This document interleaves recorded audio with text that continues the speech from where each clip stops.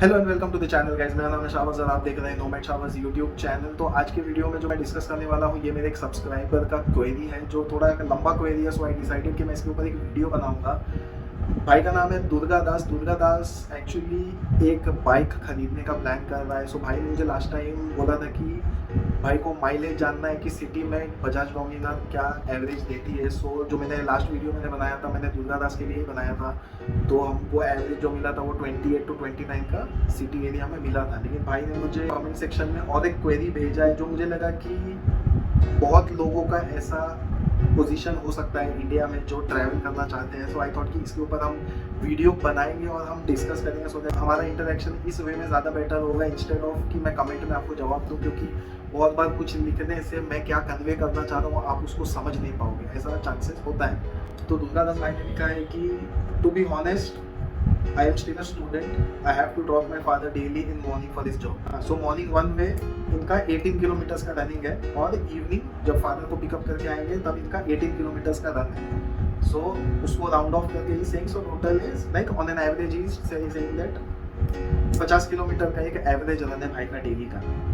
At morning I leave at 9 a.m. The traffic is horrible. It is the peak time. I love to travel. After the increase in petrol price, I have limited my traveling. Maybe I'll start traveling again.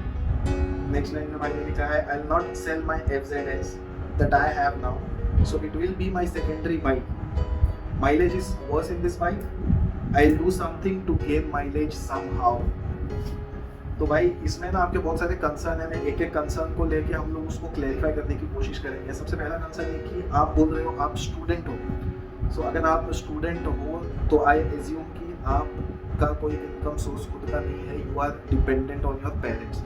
क्योंकि usually India में ऐसा होता है कि जब एक student पढ़ रहा होता है तो वो फुल टाइम स्टूडेंट होता है। वेरेज आप कोई अच्छा फॉरेन कंट्रीज में देखोगे तो 15 साल के बाद ही वो मैकडोनल्ड्स या कोई और जॉब्स में काम करना स्टार्ट कर देते हैं and they start making money. But India में ये जो प्रोसेस है, ये जो कल्चर है, अभी तक ये पूरा आया नहीं है। तो मैं एज्यूम कर रहा हूँ कि आप स्टूडेंट हो, आप जॉब नहीं करते हो, आपका खुद का कोई इनकम नहीं है और आप एक 150 सीसी का यामाहा FZS आप ऑलरेडी ओन करते हो। आपका डेली यूजेज का जो 50 किलोमीटर का जो रेंज है उसके हिसाब से आई थिंक ये 150 सीसी का जो बाइक है ये पर्पस को सर्व करती है। तो सबसे पहला क्वेश्चन मैं बोलूँगा, क्या आपको बजाज डोमिनार 400 खरीदना चाहिए कि नहीं चाहिए? तो मेरा आंसर होगा आपको बजाज डोमिनार बिल्कुल भी नहीं खरीदना चाहिए, क्योंकि आपका ये दोनों स्टेटमेंट जो है ये एक दूसरे को क्लैश करता है। मैं बताता हूँ, बजाज डोमिनार एक 400 सीसी की बाइक है जिसका माइलेज एज कम्पेयर टू दूसरे बाइक आपको कम ही मिलेगा। इंडियन मार्केट में आज भी बजाज डोमिनार का जो माइलेज है उसको कम ही माना जाएगा। आपको ऐसी बाइक में तब इन्वेस्ट करना चाहिए जब fuel cost is not a matter of concern. अगर आपको फ्यूल कॉस्ट के बारे में सोचना पड़ता है तो आपको ऐसी बाइक में इन्वेस्ट नहीं करना चाहिए। मैं इसका एक रीज़न बताता हूँ क्यों। अगर आप फ्यूल प्राइस को लेके इतना कंसर्न हो और आप कोई हेवी बाइक ले लेते हो, कोई हायर सीसी की बाइक ले लेते हो, तो आप जब उसमें पेट्रोल डलवाओगे आपको ना वो जो पेट्रोल का जो कॉस्ट होगा ना वो आपको चुभेगा। ये चीज़ आपको ना एक उस राइड को एंजॉय करने नहीं देगा और फाइनली क्या होगा, 1-2 महीने का शौक होगा और फिर वो आपके लिए बर्डन हो जाएगा। 1-2 महीने का शौक होगा, फिर आपको ऐसा लगेगा कि नहीं यार ये गाड़ी बहुत फ्यूल चूसती है, इसका मेंटेनेंस हाई है, इसका फ्यूल कंजम्पशन हाई है, तो आप उससे बोर हो जाओगे। ऐसी बाइक में आपको तब इन्वेस्ट करना है जब फ्यूल का cost should not be a concern for you. Second point की हम बात करते हैं कि eight morning I leave at 9 AM, the traffic is horrible, it is the peak time. तो सीन ऐसा है मोस्टली ट्रैफिक का इशू तो इंडिया में नहीं पूरा वर्ल्ड में जब भी पीक टाइम होता है तो ट्रैफिक होता है। ये हमारे कंट्रोल में नहीं है, ये ना आप कंट्रोल कर सकते हो ना मैं इसको कंट्रोल कर सकता हूँ। तो पीक टाइम में ट्रैफिक हर एक को फेस करना है, लेकिन इसका 2 सॉल्यूशन मैं दे सकता हूँ आपको। सबसे पहला सॉल्यूशन है कि अगर आपके फादर को ड्राइव करना नहीं आता है या आपके फादर का एज ज़्यादा या ड्यू टू एनी सिचुएशन अगर आपके फादर ड्राइव नहीं कर सकते या उनको ड्राइविंग नहीं आती है या उनके पास लाइसेंस नहीं है, तो आपके पास कुछ सॉल्यूशन बनता नहीं है। आपको वो ट्रैफिक फेस डेली करना पड़ेगा और आपको आपके पिताजी को काम पे छोड़ना पड़ेगा और काम से पिकअप भी करना पड़ेगा। लेकिन अगर आपके पिताजी को ड्राइविंग आती है और आपके पिताजी ड्राइव कर सकते हैं और आपको ये ट्रैफिक का हैरेसमेंट नहीं चाहिए, तो आप अपने डैडी को सजेस्ट कर सकते हो कि डैडी आप एक बैटरी ऑपरेटेड व्हीकल ले लो। अगर आप बोलते हो कि ये बैटरी व्हीकल का पैसा कहाँ से आएगा, तो मैं आपको ये बताता हूँ आपको इसका पैसा कहाँ से आएगा बैटरी व्हीकल का। आपने बोला है कि I will not sell my FZS that I have now, so it will be my secondary bike. मतलब आप एक प्राइमरी बाइक लेने का कैपेसिटी रखते हो, आइदर ब्रांड न्यू या सेकंड हैंड, लेकिन आप एक 2 बाइक पालने का आप कैपेसिटी रखते हो, राइट। अगर आप नया गाड़ी को लेने को प्लान कर रहे हो, so you are planning to invest around 2.5 to 2.6 lakhs for a 400cc bike. अगर आप सेकंड हैंड लेने का भी प्लान कर रहे हो डोमिनार जैसा bike, so end of the day आप 1 लाख रुपया तो आप पैसा डालने वाले हो, राइट। लेट्स एज्यूम कि आप सेकंड हैंड डोमिनार लेने का प्लान कर रहे थे, तो आपने 1 लाख रुपया निकाल के रखा है। तो 1 लाख रुपया जो फंड है ना, आई वुड सजेस्ट कि अगर आपके पिताजी रेडी होते हैं तो आपके पिताजी को आप एक इलेक्ट्रिक व्हीकल दे दो ऑफिस आने जाने के लिए। इससे आपका जो पिक एंड ड्रॉप का जो हैसल है वो रिड्यूस हो जाएगा, और प्लस जो आपका ऑफिस का आने जाने का जो पैसा, जो फ्यूल कॉस्ट जो जा रहा है, जो 36 किलोमीटर जो आपका डेली कम्यूट है, ये आप बचा लोगे। अभी आप मेरे को बोलोगे कौन से बैटरी व्हीकल पे इन्वेस्ट करना चाहिए, तो ये डिपेंड करता है आपके फादर के ऊपर। अगर आपके डैड सस्ते से सस्ते में ऑफिस आना जाना चाहते हैं तो उनको बैटरी साइकिल मिल जाएगा लाइक 25,000 रुपीज़ में हीरो का अच्छा बैटरी साइकिल मिल जाएगा, जिसका रेंज है, एक चार्जिंग का रेंज है 25 किलोमीटर्स। तो 18 किलोमीटर्स आपके डैड का 9 किलोमीटर जाना, 9 किलोमीटर्स आना, तो आपके डैड का जो है ये उस रेंज में कम्यूट हो जाएगा without pedalling.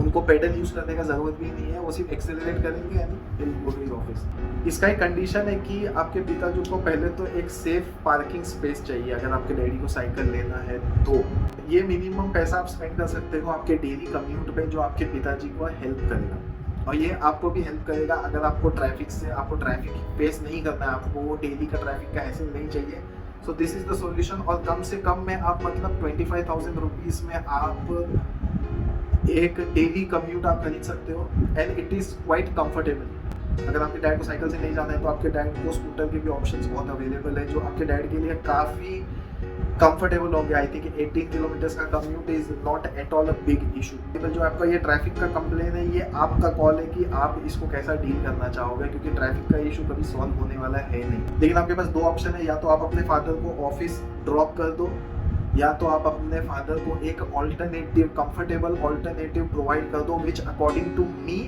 Is a battery operated bicycle. अगर आपको चीप में जाना है या अगर आपका बजट थोड़ा ज़्यादा है तो go for the battery operated scooter. अब आते हैं आपके नेक्स्ट लाइन पे, I love to travel.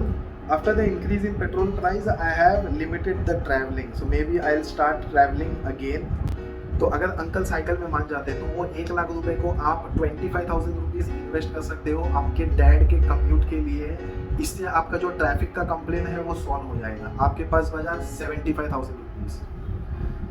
75,000 rupees में आप 25,000 रुपीज़ को रिजर्व कर दो। आपका जो एग्जिस्टिंग बाइक है यामाहा का FZS which is 150cc bike, और 25,000 जो है वो आप अपने बाइक को मॉडिफाई करो फॉर द टूरिंग राइड। इसमें आपका बेसिक मॉडिफिकेशंस आ जाएगा, जैसे मोबाइल होल्डर हो जाएगा, नकल गार्ड आ जाएगा, आपका कुछ एक्सेसरीज आ जाएगा, आपका पीछे सैडल बैग आ जाएगा, और आप अपने सेफ्टी इक्विपमेंट्स पे इन्वेस्ट करो, लाइक अच्छा हेलमेट, अच्छा राइडिंग ग्लव्स, जैकेट, पैंट या नी गार्ड या शूज़। तो आपको ना ये 25,000 है ना बहुत ही वाइजली खर्चा करना है आपके एग्जिस्टिंग बाइक के ऊपर मॉडिफिकेशंस करने के लिए। अगर आप मेरी मानो तो लोग एक 100cc का स्प्लेंडर लेके भी लद्दाख के राइड पे जाते हैं, तो आपके पास तो एक 150cc बाइक है, और आप एक स्टूडेंट हो। जब मैं एक स्टूडेंट था तो मेरे पास होंडा यूनिकॉर्न था जो एक 150cc बाइक है, और मैं उस टाइम भी मैं उस बाइक को गोवा लेके गया था। तो मैं 150cc के राइड पे भी लॉन्ग डिस्टेंस टूरिंग कर चुका हूँ मैं। कोई भी प्रॉब्लम नहीं आता है, स्पेशली अगर आप सोलो ट्रैवल कर रहे हो तो आपको कोई प्रॉब्लम नहीं देने वाली गाड़ी। इवन लॉन्ग राइड पे आपको कोई प्रॉब्लम इशू नहीं फेस होगा। तो आप वो 25,000 रुपये जो है बाइक को लॉन्ग डिस्टेंस के लिए रीबिल्ड कर लो। इससे क्या होगा, आपका जो करंट जो बाइक है ये लोकल के लिए तो बना हुआ है, ये इसको आप लॉन्ग टूरिंग के लिए भी यूज़ कर सकते हो। तो 25,000 में आप बाइक को मॉडिफाई भी कर दोगे और आप अपने लिए सेफ्टी गियर भी ले सकते हो। उस पैसे से बचा आपके पास 50,000 रुपीज़। 50,000 में आई विल सजेस्ट कि आप उसका जो आधा पैसा है विच इज 25,000, आप उस 25,000 को सेविंग्स में डाल दो। उस पैसे को आप हाथ ही मत लगाओ, आप उस पैसे को सेविंग्स में लगा दो। ऐसा भूल जाओ कि मेरे पास 25,000 रुपये है, भूल जाओ उसको। आपका ये जो लाइन है ना, I love to travel and after the increase of petrol price I have limited the travelling, maybe I will start travelling again. तो बस ट्रैवलिंग जो है ये एक्सपेंसिव हॉबी है, इसमें पैसा लगता है। एक मिडिल क्लास आदमी, मैं खुद एक मिडिल क्लास बंदा हूँ, मेरे को पता है कि ट्रैवलिंग कितना एक्सपेंसिव होता है। ट्रैवलिंग बहुत एक्सपेंसिव होता है, बहुत पैसा खर्चा होता है, स्पेशली अगर आप सोलो ट्रैवल कर रहे हो ना तो बहुत ही महंगा चीज़ है। तो आपको ट्रैवलिंग के लिए पैसा कहाँ से बनाना है, मैं इसका एक एग्जाम्पल देके मैं आपको एक्सप्लेन करूँगा। अगर आप ना एक्स्ट्रा पैसा, आप एक्स्ट्रा वो ट्रैवलिंग के लिए एक्स्ट्रा बर्डन नहीं लेना चाहते हो, तो इसके लिए ना आपको एक काम करना पड़ेगा। जो आपके पास लास्ट 25,000 रुपीज़ बचा है ना, उससे आप कुछ एक साइड बिजनेस करो जो आपके स्टडीज़ को इफेक्ट ना करे।